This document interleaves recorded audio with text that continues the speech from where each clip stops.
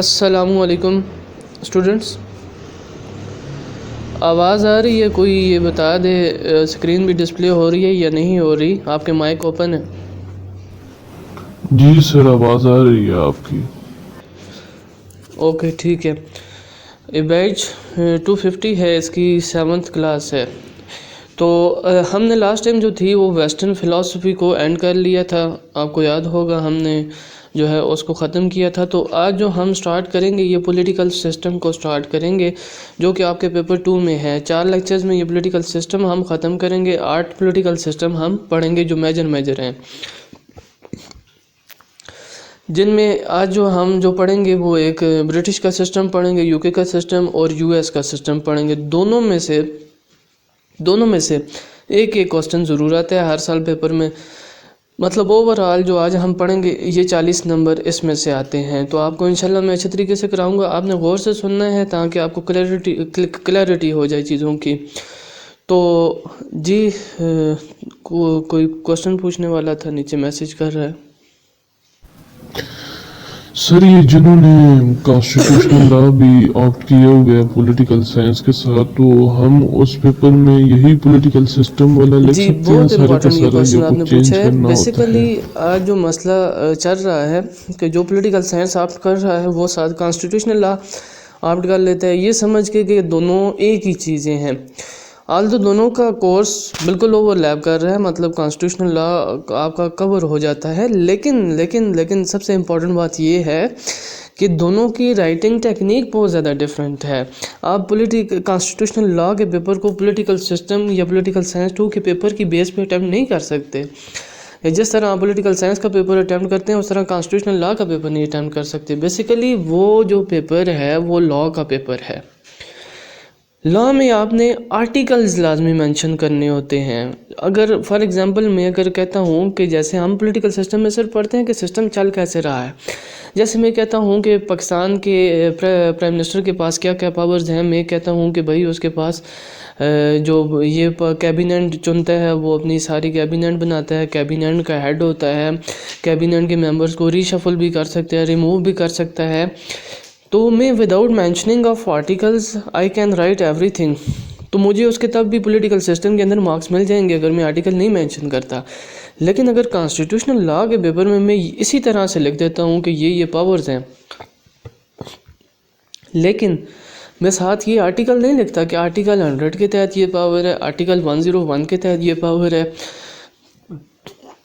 Article 10 इसके तहत ये पावर है।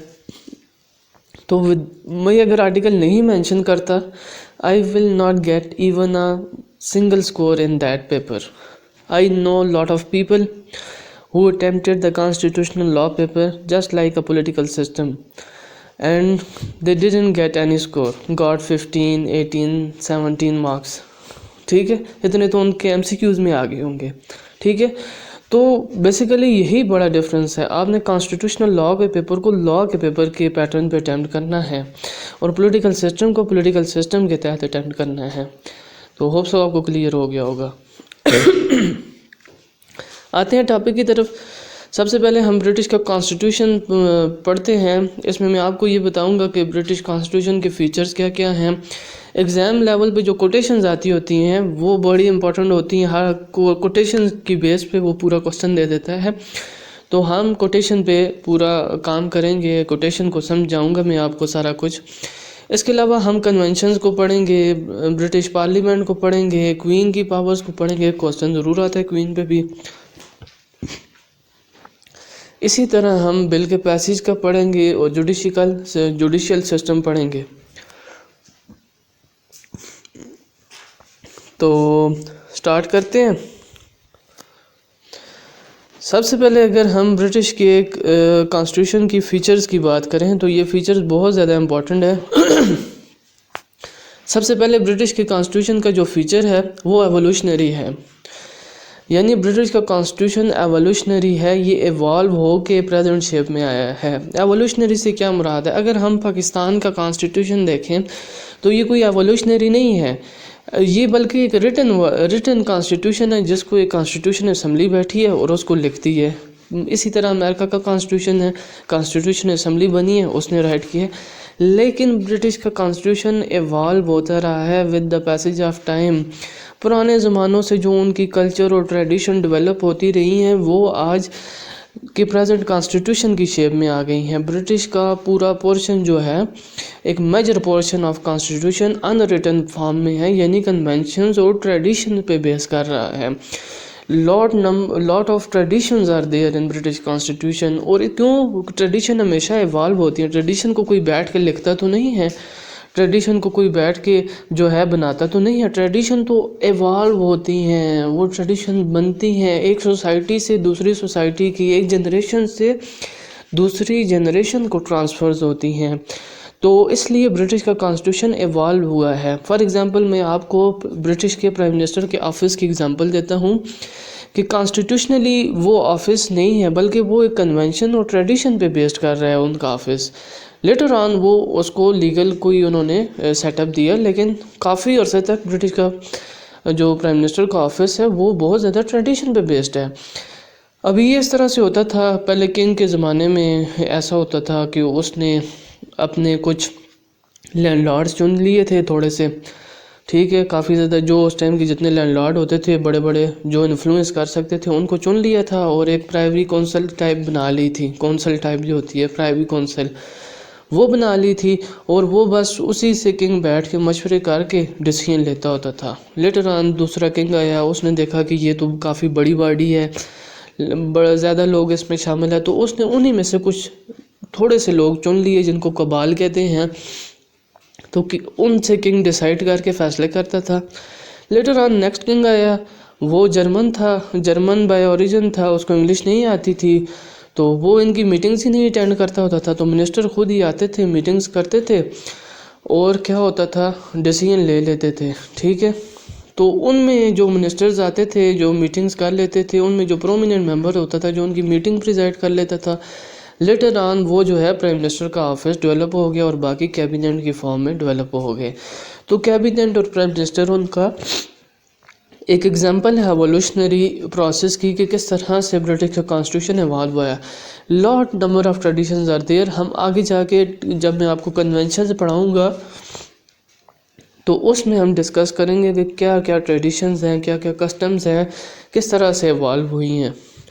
तो सबसे पहला और इम्पॉर्टेंट फीचर यही है कि एवोल्यूशनरी है और अनरिटन है, क्योंकि कस्टम अनरिटन फॉर्म में होती हैं, ठीक है। ब्रिटिश का एक फीचर एवोल्यूशनरी है और दूसरा अनरिटन है, ठीक है। अनरिटन से मुराद क्योंकि मेजर पोर्शन ये है, ये इसका ये मतलब नहीं है कि पूरे का पूरा कॉन्स्टिट्यूशन ही अनरिटन है, रिटन फॉर्म में भी काफ़ी ज़्यादा मौजूद है, लेकिन एक बड़ा पोर्शन कॉन्स्टिट्यूशन का अनरिटन फॉर्म है क्योंकि वो कस्टम्स और ट्रेडिशन पे बेस कर रहा है जो कि इवॉल्व हुई हैं, अनरिटन फॉर्म में है। दूसरा ब्रिटिश का कॉन्स्टिट्यूशन का फीचर ये है वो फ्लेक्सिबल है, ठीक है। फ्लेक्सिबल अगर सिंपल या सादा अल्फाज में मैं आपको बताऊं तो डेफिनेशन को छोड़ के कि फ्लेक्सिबल वो होता है जिसमें अमेंडमेंट इजीली हो सकती है, ठीक है। आप इजीली अमेंड कर सकते हैं, लेकिन जो आपने पेपर के अंदर डेफिनेशन लिखनी है वो आपने और लिखनी है, वो आपने ये लिखना है कि in which there is no difference between the constitutional bill and ordinary bill, ठीक है। कि फ्लेक्सिबल कॉन्स्टिट्यूशन वो वाला कॉन्स्टिट्यूशन है जिसमें कॉन्स्टिट्यूशनल बिल और ऑर्डिनरी बिल जब पास करना हो तो दोनों के बिल के पैसेज का प्रोसीजर सेम होता है, मुख्तलिफ नहीं होता। नॉर्मली हम देखते हैं कि कॉन्स्टिट्यूशनल बिल जब पास होता है कि कॉन्स्टिट्यूशन में जब अमेंडमेंट करनी होती है तो उसका प्रोसेस डिफरेंट होता है, मेजॉरिटी चाहिए होती है, स्टेट से पूछना पड़ता है। लेकिन एक नॉर्मल बिल ऑर्डिनरी बिल होता है जो पब्लिक से रिलेटेड होता है, उसको उस तरह की उसका प्रोसीजर सिंपल होता है थोड़ा। तो वो वाला कॉन्स्टिट्यूशन क्या होता है, वो नहीं होता जहाँ पर प्रोसीजर ऑफ कॉन्स्टिट्यूशनल लॉ के पैसेज का तरीका और ऑर्डिनरी लॉ के पैसेज का तरीका जहाँ पर डिफरेंट हो तो वो फ्लेक्सिबल नहीं, रिजिड होता है। लेकिन जहाँ सेम हो वो फ्लेक्सिबल होता है। तो हम ये कह सकते हैं कि ब्रिटिश का कॉन्स्टिट्यूशन फ्लेक्सिबल है क्योंकि इसके लिए दोनों में कोई डिफरेंस नहीं किया जा सकता और इजीली पास हो जाता है बिल, इसलिए इसको फ्लेक्सिबल कहा जाता है। उसके बाद जो नेक्स्ट फीचर है वो यूनिटरी फॉर्म ऑफ गवर्नमेंट है। अब दो तरह की फॉर्म ऑफ गवर्नमेंट मैंने आपको बेसिक्स पढ़ाए थे पॉलिटिकल साइंस के कि फेडरल फॉर्म होती है जिसमें स्टेट्स और यूनिट्स के दरमियान डिवीजन ऑफ पावर होती है बाय कॉन्स्टिट्यूशन के। कॉन्स्टिट्यूशन डिवाइड कर देता है सेंटर और डिवीजन कर देता है सेंटर और प्रोविंसेस के दरमियान। जैसे पाकिस्तान के अंदर है, ठीक है, सेंटर की अपनी पावर्स हैं, प्रोविंस की अपनी पावर है, सेंटर प्रोविंस इंटरफेयर नहीं करता और प्रोविंस सेंटर के मामलात में। तो इस सिस्टम को parliament federal form of government कहते हैं, ठीक है, जिसमें डिवीजन ऑफ पावर हो। इस सिस्टम होता है यूनिटरी फॉर्म ऑफ गवर्नमेंट जिसमें सारी की सारी पावर सेंटर के पास होती हैं और सूबों के पास कोई पावर्स नहीं होती। अगर सेंटर खुद डेलीगेट कर दे कुछ पावर के एडमिनिस्ट्रेशन पर्पस के लिए तो वो डेलीगेट करता है, लेकिन वो पावर टेम्पररी होती है, मतलब सेंटर किसी भी टाइम जब चाहे वो पावर्स वापस ले सकता है। तो ब्रिटिश का जो सिस्टम है वो यूनिटरी फॉर्म ऑफ गवर्नमेंट है जिसमें सारी की सारी पावर सेंटर के पास है और सेंटर अगर चाहे तो पावर डेलीगेट कर दे एडमिनिस्ट्रेटिव पर्पसेस के लिए, लेकिन वो किसी भी टाइम वापस भी ली जा सकती हैं। तो ये हो गया unitary form of government.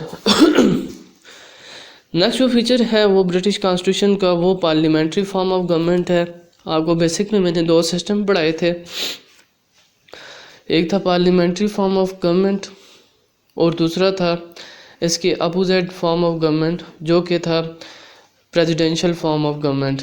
Parliamentary form of government वो फॉर्म ऑफ गवर्नमेंट होती है जिसमें एग्जीक्यूटिव एंड लेजिस्लेचर आपस में इंटरकनेक्टेड होते हैं, दोनों एक दूसरे पे डिपेंडेंट होते हैं, रिस्पॉन्सिबल होते हैं एक दूसरे को, ठीक है, उसको पार्लियामेंट्री फॉर्म ऑफ गवर्नमेंट कहते हैं। जैसा कि मेंबर ऑफ एग्जीक्यूटिव जो हैं वो लेजिस्लेचर का भी पार्ट होते हैं और वो रिस्पॉन्सिबल भी होते हैं लेजिस्लेचर को। फॉर एग्जांपल हमारे जो पाकिस्तान का सिस्टम है वो भी पार्लियामेंट्री फॉर्म ऑफ गवर्नमेंट है। जैसा कि हमारे कैबिनेट मिनिस्टर क्या होते हैं, किधर से चुने जाते हैं, लेजिस्लेचर्स के अंदर से, नेशनल असम्बली से चुने जाते हैं, सेनेट के अंदर से कुछ चुने जाते हैं और उनकी मिलके एक कैबिनेट बनाई होती है। और कैबिनेट जो है एट अ टाइम वो एग्जीक्यूटिव है, कैबिनेट क्या होती है, एग्जीक्यूटिव है, लेकिन एट अ टाइम वो लेजिस्लेचर के भी मेंबर होते हैं क्योंकि इधर से ही वो कैबिनेट के मेंबर चुने जाते हैं। और उसके अलावा जो कैबिनेट के मेंबर होते हैं उनके पास क्योंकि मिनिस्ट्रीज़ होती हैं तो वो रिस्पॉन्सिबल भी होती हैं लेजिस्लेचर के सामने। हम देखते हैं नेशनल असम्बली में रोज़ खड़े होकर कोई किससे क्वेश्चन पूछ रहा होता है, कौन से मिनिस्टर से, भाई इसका जवाब दो, तुमने ये वाली रेलवे में क्या कर ली है, तुमने इसमें क्या कर लिया है। तो ये एक रिस्पॉन्सिबिलिटी होती है एग्जीक्यूटिव की टूवर्ड्स लेजिस्लेचर के, एग्जीक्यूटिव रिस्पॉन्सिबल होती है लेजिस्लेचर के आगे। तो इस तरह के सिस्टम को पार्लियामेंट्री सिस्टम कहते हैं जिसमें एग्जीक्यूटिव और लेजिस्लेचर एक दूसरे से इंटरकनेक्टेड हों, एक दूसरे को रिस्पॉन्सिबल हों। तो ब्रिटिश का जो सिस्टम है वो है पार्लियामेंट्री फॉर्म ऑफ गवर्नमेंट, उसमें भी पाकिस्तान की तरह एग्जीक्यूटिव और लेजिस्लेचर आपस में इंटरकनेक्टेड है। हमने जो सिस्टम पढ़ लिए, जो फीचर्स पढ़ लिए, सबसे पहले एवोल्यूशनरी पढ़ा, फिर अनरिटन नेचर पढ़ा, फिर हमने फ्लेक्सिबल पढ़ा, फिर हमने यूनिटरी फॉर्म ऑफ गवर्नमेंट पढ़ा, पार्लियामेंट्री फॉर्म ऑफ गवर्नमेंट पढ़ा। आगे आते हैं पार्टी सिस्टम पे कि ब्रिटिश के कॉन्स्टिट्यूशन में वैसे हम पार्टी सिस्टम से पहले gap between theory and practice को डिस्कस करते हैं। अब ब्रिटिश का कॉन्स्टिट्यूशन ऐसा है कि उसमें बड़ा गैप है प्रैक्टिस और थ्योरी में। थ्योरी अगर कॉन्स्टिट्यूशन के अगर पेपर को पढ़ा जाए, जिसके पेपर जो बना हुआ है उसको पढ़ा जाए, या जो उनकी वर्किंग हो रही है कॉन्स्टिट्यूशन की, जिस तरह से कॉन्स्टिट्यूशन चल रहा है उसको, थ्योरी में तो ये है कि क्वीन के पास सारी पावर है। क्वीन जो है प्रेसिडेंट को भी, प्राइम मिनिस्टर को भी अपॉइंट करती है, queen he head of state को भी, क्वीन जो है वो फोर्सेस के, आर्म फोर्सेस के हेड्स को अपॉइंट करती है, जजेस को अपॉइंट करती है। तो थ्योरी में सारा कुछ क्वीन कर रही है, लेकिन प्रैक्टिकली वो ये सारा कुछ खुद नहीं कर रही, वो on the advice of prime minister कर रही है, ठीक है। तो अगर थ्योरी को देखें तो सारा कुछ, सारी पावर जो है क्वीन के पास है, लेकिन अगर प्रैक्टिस में देखें तो वो सारे काम ऑन द एडवाइस ऑफ। तो ब्रिटिश के कॉन्स्टिट्यूशन में मच गैप है, बहुत ज़्यादा गैप है थ्योरी एंड प्रैक्टिस में। तो ये भी एक फ़ीचर है ब्रिटिश के कॉन्स्टिट्यूशन का। इसके अलावा एक और फीचर इम्पॉर्टेंट है कि ब्रिटिश के कॉन्स्टिट्यूशन जो है इंडिपेंडेंस ऑफ जुडिशरी है। इंडिपेंडेंस ऑफ जुडिशरी से मेरी ये मुराद है कि जो जजेस होते हैं उनका टेनोर भी फिक्स्ड होता है, उनको आर्बिट्ररीली रिमूव नहीं किया जा सकता विदाउट एनी रीज़न, और एक स्पेशल प्रोसेस होता है उसके तहत रिमूव किया जाता है। उनकी रिटायरमेंट एज फिक्स्ड होती है, उनके अलाउंसेस फिक्स्ड होते हैं। तो जजेस का जो इंडिपेंडेंस है वो जो है बरकरार रखी गई है ब्रिटिश के कॉन्स्टिट्यूशन में कि उनको पॉलिटिकल इंटरफेरेंस नहीं की जाती और वो अपने डिसीजन इंडिपेंडेंटली लेते हैं। तो ये भी एक सिस्टम है। फिर हम पढ़ते हैं सॉवरेनिटी ऑफ पार्लियामेंट। ये सबसे ज़्यादा इम्पोर्टेंट फीचर है, इसके आगे कोटेशन भी आएंगी। सॉवरेनिटी, हमारे यहाँ सॉवरेनिटी किसको बिलोंग करती है? अल्लाह को बिलोंग करती है कॉन्स्टिट्यूशन में। यूएस के अंदर सॉवरेनिटी लोगों को बिलोंग करती है। सॉवरेनिटी से मुराद ये है कि बेसिकली सुप्रीम पावर किसके पास है, कौन लोग लॉ बनाते हैं बेसिकली यूएस के अंदर। हम बाकी स्टेट्स के अंदर मतलब जिस चीज़ की डिमांड लोग करते हैं उसका लॉ बनाया जाता है, तो लोग सॉवरन होते हैं, ठीक है। लेकिन ब्रिटिश के अंदर पार्लियामेंट सॉवरन है। पार्लियामेंट जो मर्ज़ी है, चाहे वो लोगों को अच्छा लगे बुरा लगे, वो लॉ बना सकते हैं, उनके पास ये अथॉरिटी है। What ever they want. अगर वो ये लॉ बना दें कि भाई जितने भी नीली आंखों वाले लोग हैं उनको कत्ल कर दे, तो और ये लॉ पास हो जाए तो वो लीगल हो जाएगा, ठीक है। उसकी एक, उनको कत्ल कर दिया, उनकी लीगल एक स्टेटस मिल जाएगा। इसलिए अगर किसी बंदे का वो ये कह दें कि इसको आज के बाद मेल है अगर, तो उसको एज अ फीमेल ट्रीट किया जाएगा, तो उसको पूरे यूके के अंदर एज अ फीमेल ट्रीट किया जाएगा, क्यों? लॉ पास हो गया। तो यूके के अंदर जो सुप्रीमेसी है, जो सॉवरेनिटी है, वो पार्लियामेंट की है कि पार्लियामेंट सुप्रीम है यूके के अंदर। आगे जाके हम पार्लियामेंट के ऊपर फर्दर लिमिटेशन पढ़ेंगे, तो लेकिन इसमें मैं आपको हल्का सा थोड़ा सा ग्लिम्स दे रहा हूँ। नेक्स्ट फीचर जो है वो बाइकैमरल लेजिस्लेचर है, यानी यूके का जो हाउस है वो बाइकैमरल है। जैसे पाकिस्तान में 2 हाउसेज हैं, एक सेनेट है, एक नेशनल असेंबली है। यूके के अंदर भी बाइकैमरलिज्म है, उनका एक हाउस ऑफ कॉमन है और फिर हाउस ऑफ लॉर्ड है। हाउस ऑफ कॉमन जो है लोअर हाउस है, जैसे हमारा नेशनल असेंबली है, और हाउस ऑफ लॉर्ड उनका अपर हाउस है, जैसे हमारा सेनेट है। हाउस ऑफ कॉमन में डायरेक्टली इलेक्टेड लोग होते हैं, जैसे हमारे नेशनल असेंबली में होते हैं। हाउस ऑफ लॉर्ड में जो है वो इलेक्टेड लोग नहीं होते, नॉमिनेटेड लोग होते हैं, ठीक है। तो ये बाइकैमरल लेजिस्लेचर भी उनके ब्रिटिश के फीचर्स के अंदर आता है। नेक्स्ट आता है मिक्स्ड कॉन्स्टिट्यूशन। ये भी उनके फीचर है। आपको मैंने बताया कि ब्रिटिश के कॉन्स्टिट्यूशन में एट अ टाइम मोनार्की भी है, कि मोनार्क होता है वो डिसीजन लेता है। जैसे हम क्वीन है वो ब्रिटिश के अंदर, तो मोनार्की भी है ब्रिटिश के सिस्टम के अंदर। At a time prime minister भी है जो कि डेमोक्रेसी को चला रहा है, ठीक है। और इस तरह से कैबिनेट भी है जिसको डिक्टेटरशिप ऑफ कैबिनेट कहा जाता है, एरिस्टोक्रेसी टाइप की कैबिनेट होती है उधर। तो ये तीनों सिस्टम मिक्स्ड हुए हैं ब्रिटिश कॉन्स्टिट्यूशन में, तो इसलिए ब्रिटिश के कॉन्स्टिट्यूशन को मिक्स्ड कॉन्स्टिट्यूशन भी कहा जाता है, ठीक है। और एंड में जो है वो हमारा रहता है पार्टी सिस्टम। तो ब्रिटिश के अंदर 2 तरह की डोमिनेंट पार्टी हैं। डोमिनेंट पार्टी, छोटी छोटी पार्टीज़ भी हैं लेकिन डोमिनेंट 2 ही हैं। एक लिबरल पार्टी है और दूसरा जो है वो आई फॉरगेट इट्स नेम, मेरे जहन में नहीं आ रहा। तो 2 पार्टीज़ वहाँ चल रही हैं। तो लेबर पार्टी, एक लिबरल है और एक लेबर पार्टी है। तो ये हमने फीचर्स पढ़ लिए। सबसे पहले एवोल्यूशनरी और अनरिटन पढ़ा, फिर फ्लेक्सिबल है, फिर यूनिटरी है, पार्लियामेंट्री है, पार्टी सिस्टम है, gap between theory and practice है, इंडिपेंडेंस ऑफ जुडिशरी है, सॉवरेनिटी ऑफ पार्लियामेंट है, बाइकैमरलिज्म है और मिक्स्ड कॉन्स्टिट्यूशन है। आपने पेपर में इसी तरह अगर लिख दिया तो आपको वो 16 से 17 नंबर दे देगा, ठीक है। आगे हम चलते हैं, थोड़ा तेज़ जाते हैं। सोर्सेज ऑफ ब्रिटिश कॉन्स्टिट्यूशन को हम देखते हैं कि ब्रिटिश कॉन्स्टिट्यूशन आखिर आया कैसे, इसके सोर्सेज क्या क्या हैं, ठीक है। सोर्सेज क्या क्या हैं? तो सोर्सेज इसके सबसे पहले रिटन सोर्सेज हैं, हिस्टोरिकल जिनको कहा जाता है, जिनमें मैग्ना कार्टा आता है, 1215 में हुआ था, वो रिटन फॉर्म में है, तो ब्रिटिश का कॉन्स्टिट्यूशन का पार्ट है।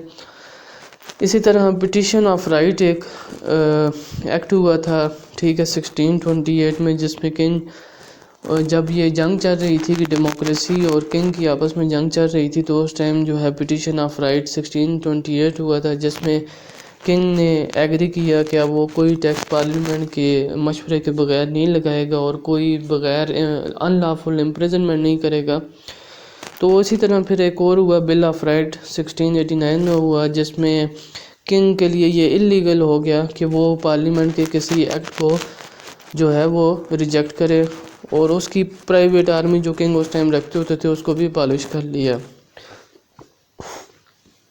तो ये सबसे पहले हिस्टोरिकल सोर्सेज जो है वो ब्रिटिश के पार्ट बने हैं, ठीक है, कॉन्स्टिट्यूशन का सोर्स बने हैं। दूसरा फिर आगे आते हैं एक्ट ऑफ पार्लियामेंट, कि जितने भी ब्रिटिश लॉज आजकल पास कर रहे हैं, जितने भी अमेंडमेंट्स कर रहे हैं, ये जो लॉज पास कर रहे हैं रिटन फॉर्म में, वो भी जो हैं ब्रिटिश के पार्लियामेंट कॉन्स्टिट्यूशन मेकिंग का एक सोर्स है। इसी तरह जुडिशल डिसीजन भी कॉन्स्टिट्यूशन का सोर्स है। सोर्स से मुराद ये है कि वो वाली चीज़ें जिससे निकल के कॉन्स्टिट्यूशन ब्रिटिश का वजूद में आता है, या जो कि ब्रिटिश कॉन्स्टिट्यूशन को बनाने में मदद कर रहे हैं, उससे मुराद सोर्स, उसको हम सोर्सेज का नाम दे रहे हैं, जिनमें सबसे पहले हिस्टोरिकल डॉक्यूमेंट्स हैं, फिर एक्ट्स ऑफ पार्लियामेंट और एंड में जुडिशल डिसीजन है। यानी जजेस के पास सम टाइम ऐसा कि इंटरप्रिटेशन का केस आ जाता है, कोई ऐसा केस आ जाता है जो आज से पहले कभी नहीं आया, तो जजेस के डिसीजन भी सम टाइम, अभी ब्रिटिश के अंदर ह्यूमन राइट्स की कोई चीज़ लिखी हुई नहीं है कि सिटीज़न के पास राइट ऑफ स्पीच है, right of freedom of association है, ये लिखे हुए नहीं है, ठीक है, लेकिन कोर्ट उनको प्रोटेक्ट करती है, ठीक है। तो जुडिशल डिसीजन जो है वो भी सोर्स ऑफ ब्रिटिश कॉन्स्टिट्यूशन जो है वो भी हैं। इसी तरह सबसे इम्पोर्टेंट सोर्स जो अनरिटन सोर्स है वो कन्वेंशन है, कॉन्स्टिट्यूशनल कन्वेंशन है, कि ये कन्वेंशन है कि क्वीन जो है हमेशा जब भी पार्लियामेंट कोई बिल पास कर ले तो उसको एसेंट देती है। ये भी कहा जाता है कि क्वीन की अगर डेथ वारंट भी, मतलब अगर हाउस पास कर ले, हाउस ऑफ कॉमन या लॉर्ड दोनों मिलके अगर ये पास कर लें कि क्वीन खुदकुशी करेगी और अपने आप को कत्ल करेगी, तो क्वीन उस बिल पे भी साइन करेगी। क्यों? ये कन्वेंशन डेवलप हो गई है वहाँ पे कि क्वीन कभी भी बिल रिजेक्ट नहीं करेगी। हालांकि क्वीन के पास ये पावर है, कॉन्स्टिट्यूशनली क्वीन के पास ये पावर है कि वो रिजेक्ट, लेकिन एज अ कन्वेंशन वो रिजेक्ट नहीं करती। तो कन्वेंशन भी एक बड़ा इम्पोर्टेंट सोर्स है ब्रिटिश के कॉन्स्टिट्यूशन का।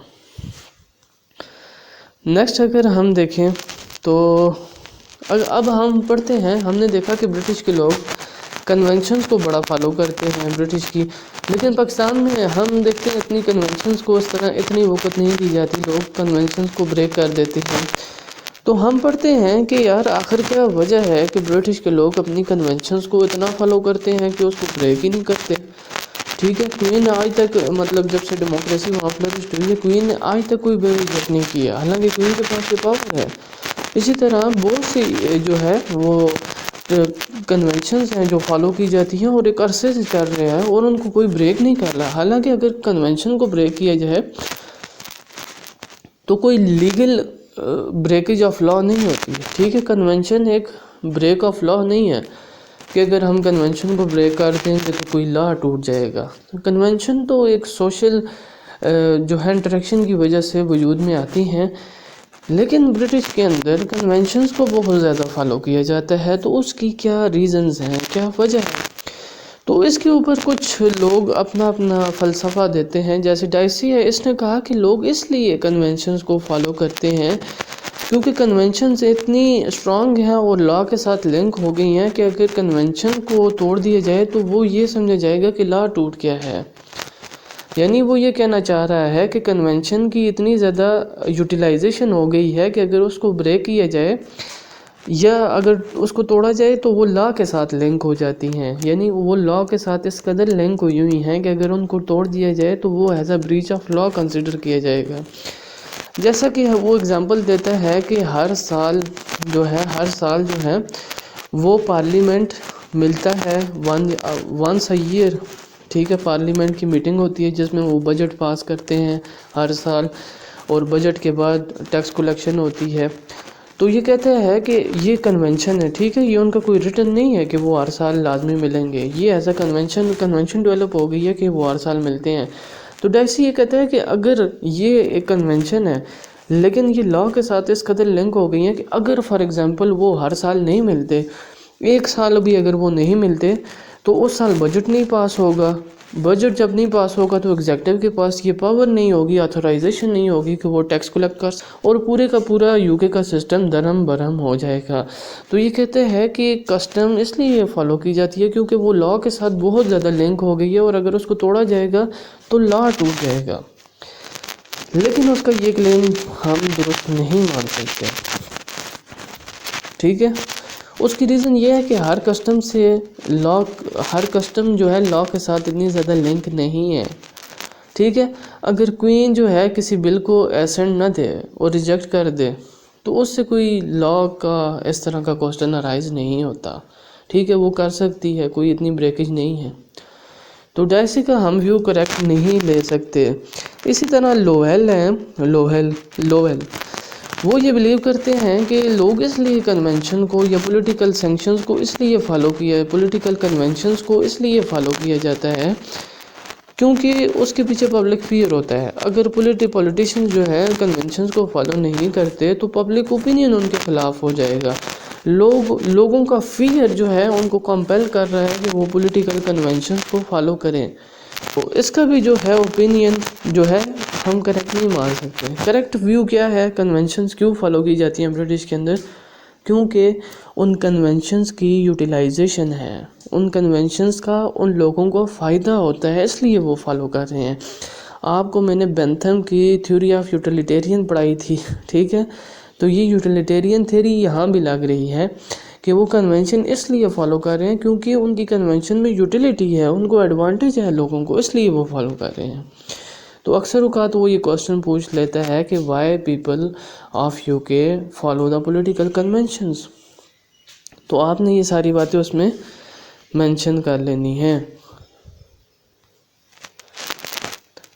आगे हम चलते हैं कि अच्छा कोटेशन पे हम आते हैं।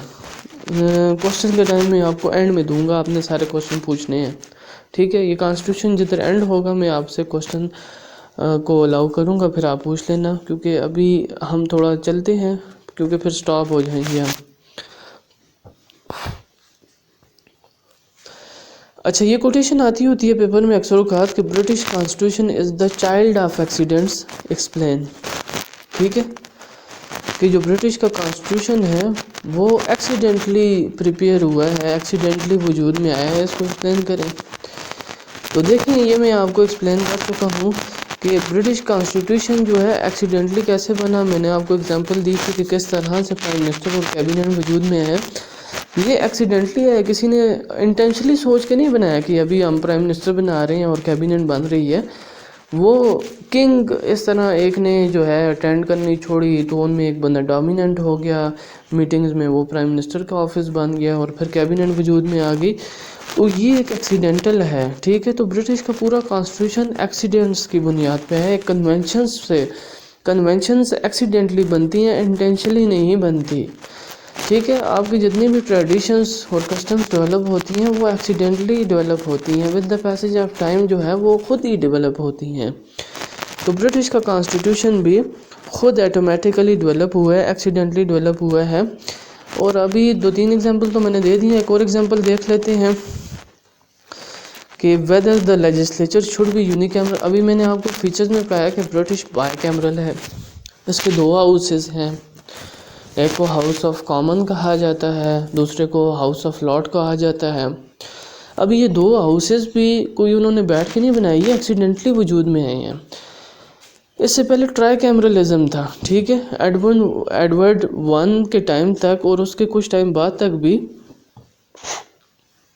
ट्राई कैमरलिज्म था। 3 क्लासेस होती थी, एक क्लास को बैरन क्लास कहते थे, दूसरे को क्लर्जी और तीसरे को कॉमन्स। ये 3 हाउसेस थे और ये वोट अपनी सेपरेटली वोट करते थे। लेकिन लेटर ऑन एक्सीडेंटली इस तरह से हुआ कि जो बैरन्स थे और क्लर्जी थे उनके इंटरेस्ट एक जैसे हो गए और उन दोनों ने ख़ुद को एक जगह मर्ज कर दिया और इस तरह बाइकैमरलिज्म में मर्ज हो गया ट्राई कैमरलिज्म से। तो ये एक्सीडेंटली हुआ, कोई इंटेंशनली नहीं सोच के बनाया, ठीक है। तो इसी तरह मैंने आपको इससे पहले एग्जांपल दी कि कैबिनेट का जो फॉर्मेशन है वो भी एक्सीडेंटली हुई, प्राइम मिनिस्टर का ऑफिस है वो भी एक्सीडेंटली हुआ। तो इसके अलावा हम ये भी देखते हैं मैंने आपको बताया कैबिनेट भी एक्सीडेंटली डेवलप हुआ। किस तरह से जॉर्ज वन था, जॉर्ज वन को इंग्लिश नहीं आती थी, और क्योंकि वो जर्मन ओरिजिन का था तो उसको इंग्लिश नहीं आती थी, तो वो प्राइवी काउंसिल जो थी, कबाल जो था, उसकी मीटिंग तो उसने अटेंड करना छोड़ दी। तो कबाल तो एक बॉडी थी, स्मॉल बॉडी थी, लाइक अ कैबिनेट राइट नाउ। तो कबाल थी, कबाल के जो मिनिस्टर थे वो खुद ही मिलते थे और चीज़ों को डिसाइड कर लेते थे। उन्हीं कबाल में एक ऐसा मेंबर होता था जो मीटिंग्स पावरफुल होता था, प्रोमिनेंट मेंबर होता था, जो मीटिंग्स को प्रिजाइड करता होता था, और वो लेटर ऑन प्राइम मिनिस्टर का ऑफिस क्रिएट हो गया और बाकी कैबिनेट बन गई। तो इसलिए हम कह सकते हैं कि जो ब्रिटिश है वो उनका कॉन्स्टिट्यूशन वो चाइल्ड ऑफ एक्सीडेंट है। नेक्स्ट हम देखते हैं कि gap between theory and practice क्या है। इसके बारे में फ्रेंच राइटर हैं, वो कहते हैं, टॉकविले, इनकी बड़ी स्टेटमेंट इम्पोर्टेंट है। वो कहते हैं कि English constitutional does not exist explain, ये आती है कोटेशन कि English constitution does not exist explain, कि इंग्लिश कॉन्स्टिट्यूशन एग्जिस्ट नहीं करता है, इसको एक्सप्लेन करें।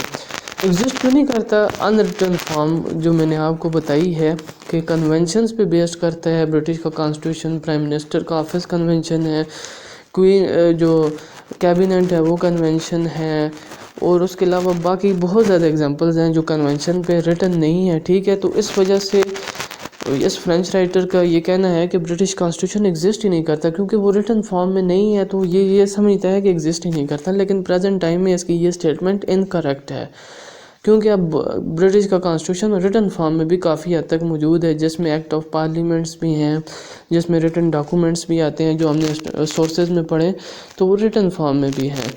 तो पेपर में अगर ये आ जाए तो आपने पहले स्टेटमेंट को एक्सप्लेन करना है कि ये किस तरह से क्यों राइटर कह रहा है ये चीज़। तो आपने उसमें कन्वेंशन सारी लिखनी है जो एग्जिस्ट करती हैं ब्रिटिश कॉन्स्टिट्यूशन में, जो आपको मैंने पहले बताई हैं, ठीक है। और उसके बाद एंड में आपने एनालिसिस देना है कि प्रेजेंट टाइम में ये अभी इनकरेक्ट हो गई है, क्योंकि सारा रिटन अनरिटन फॉर्म में नहीं है, अभी रिटन फॉर्म में भी है, जिसमें जिसमें laws of act of parliament भी हैं, वो रिटन फॉर्म में हैं, पुराने हिस्टोरिकल डॉक्यूमेंट्स हैं वो भी रिटन फॉर्म में हैं। तो इसकी प्रेजेंट टाइम में ये स्टेटमेंट इनकरेक्ट है।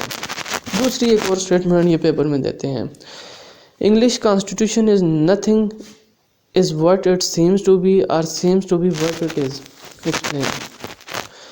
तो ये कहता है कि इंग्लिश का कॉन्स्टिट्यूशन जैसा नज़र आता है वैसा नहीं है। तो बेसिकली यही कह रहा है।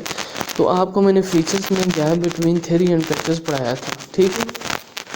बेसिकली ये उसकी कोटेशन है कि इंग्लिश का कॉन्स्टिट्यूशन जो है जिस तरह से नज़र आता है उस तरह से नहीं है। मैंने आपको कहा था कि अगर आप रिटन डॉक्यूमेंट जो देखें अगर ब्रिटिश कॉन्स्टिट्यूशन को, तो उसमें ये सारी पावर्स क्वीन के पास हैं। क्वीन सारा कुछ पॉइंट करती है, पीएम को पॉइंट करती है, हाउस को डिसॉल्व भी कर सकती है, ठीक है, कैबिनेट के मेंबर्स को अप्रूव करती है, इसी तरह फोर्सेस को के हेड्स को पॉइंट करती है, इसी तरह जजेस को पॉइंट करती है, सारा कुछ क्वीन करती है इन थ्योरी। लेकिन प्रैक्टिस में ये सारा कुछ on the advice of prime minister करती है। तो बेसिकली ये स्टेटमेंट उससे है कि gap between theory and practice के constitution is nothing is what it seems to be और seems to what it is explain. तो ये पूरी quotation gap between theory and practice से है। अब इसके बाद हम देखते हैं सॉवरेनिटी ऑफ पार्लियामेंट को, जो मैंने आपसे पहले डिस्कस किया था कि ब्रिटिश के अंदर सॉवरेनिटी ऑफ पार्लियामेंट है, कि पार्लियामेंट सुप्रीम है, ऑल इन ऑल है। तो उसको हम डिस्कस कर लेते हैं। अब सॉवरेनिटी ऑफ पार्लियामेंट का क्या मतलब है कि कोई ऐसी अथॉरिटी नहीं है ब्रिटिश के अंदर जो कि पार्लियामेंट की सॉवरेनिटी को चैलेंज कर सके, या कोई भी ला जब पार्लियामेंट पास कर ले तो उसको चैलेंज कर सके। अभी इसके अंदर भी थोड़ी तब्दीली आई है, अमेंडमेंट हुई थी 1998 में, जिसमें कोर्ट को जुडिशियल रिव्यू की पावर दे दी गई है, और वो ह्यूमन राइट्स की वायलेशन पे है, ठीक है। हर एक्ट पे नहीं जुडिशियल रिव्यू लिया जा सकता, जब भी ह्यूमन राइट्स की वायलेशन होगी तो उस पे कोर्ट जुडिशियल रिव्यू ले सकती है। इसके अलावा जो सॉवरेनिटी है वो ब्रिटिश पार्लियामेंट की है, ठीक है। ब्रिटिश पार्लियामेंट सॉवरन है, वो जो ला चाहे पास कर सकता है, एक्सेप्ट वो ला कोई ऐसा ला नहीं पास कर सकता जो फंडामेंटल राइट्स को वायलेट कर रहा हो, ठीक है। तो सॉवरेनिटी ऑफ पार्लियामेंट का अगर क्वेश्चन आता है तो आपने लिखना है कि ब्रिटिश के अंदर पार्लियामेंट सुप्रीम है, वो हर लॉ पास कर सकता है, ठीक है। मैंने आपको एग्जांपल दी थी कि अगर वो ये भी कह दे कि किसी मर्द को औरत की तरह ट्रीट किया जाए तो वो उसको लॉ पास होने के बाद उसको उसी तरह से ट्रीट किया जाए। इसी तरह अगर वो ये ऑर्डर कर दे कि भाई आज के बाद जो भी काला नज़र आए उसको कत्ल कर दो, तो काले को कत्ल कर दिया जाएगा और वो लॉ पास हो जाएगा, ठीक है। वो उसके पास ऑथराइज्ड है, ठीक है। लेकिन प्रेजेंट टाइम में ब्रिटिश पार्लियामेंट इतना ज़्यादा सॉवरेन नहीं है जैसे पहले था, उसके ऊपर बहुत ज़्यादा लिमिटेशंस हैं। अब लिमिटेशंस क्या क्या हैं? सबसे पहली लिमिटेशन होती है नेचुरल लिमिटेशन, ठीक है। नेचुरल लिमिटेशन ये है, ब्रिटिश पार्लियामेंट ये लॉ तो नहीं पास कर सकता कल से सूरज मशरक़ की बजाय मगरिब निकलेगा, ठीक है। वो ये लॉ नहीं पास, क्योंकि नेचुरली ये इम्पॉसिबल है, ठीक है। नेचुरली ये पॉसिबल नहीं है। तो कुछ नेचुरल लिमिटेशंस हैं। फिर आती है ठीक है। मॉरल लिमिटेशंस में ये है कि वो ये नहीं कि लॉ पास कर सकते कि कल से सारे जो है विदाउट क्लॉथेस जो हैं निकलेंगे, ठीक है, क्योंकि मॉरली ये रॉन्ग है, ठीक है। इसी तरह वो बहुत से ऐसे काम नहीं कर सकते जो मॉरली रॉन्ग हैं, तो ये उसके ऊपर लिमिटेशंस हैं। इसी तरह उनकी अपनी कन्वेंशंस, जिसको आपको मैंने कहा है कि कन्वेंशंस वहाँ पर बहुत स्ट्रॉन्ग है, लोग फॉलो ओबे करते हैं, तो कन्वेंशंस के अगेंस्ट भी लॉ नहीं पास कर सकते क्योंकि वो लोग उसको फॉलो नहीं कर सकेंगे। इसी तरह यूरोपियन यूनियन, अभी तो यूके निकल रहा है, ऑलमोस्ट निकल चुका है, तो इससे पहले यूरोपियन यूनियन के अगेंस्ट कोई लॉ नहीं पास हो सकता था, तो वो भी एक इसके ऊपर चेक एंड बैलेंस था ब्रिटिश के ऊपर। तो अभी जो एक और आई है वो जुडिशल रिव्यू, जिसका मैं आपको बता रहा था कि जब भी कोई फंडामेंटल राइट के अगेंस्ट कोई लॉ पास होता है तो उसको भी वो null and void supreme court declare कर सकती है ब्रिटिश की। तो ये सॉवरेनिटी ऑफ पार्लियामेंट है और उसकी कुछ लिमिटेशंस हैं। यहाँ तक किसी को कोई बात समझ में ना आई हो तो वो सवाल पूछ सकता है, फिर हम आगे जो है वो मूव ऑन करते हैं।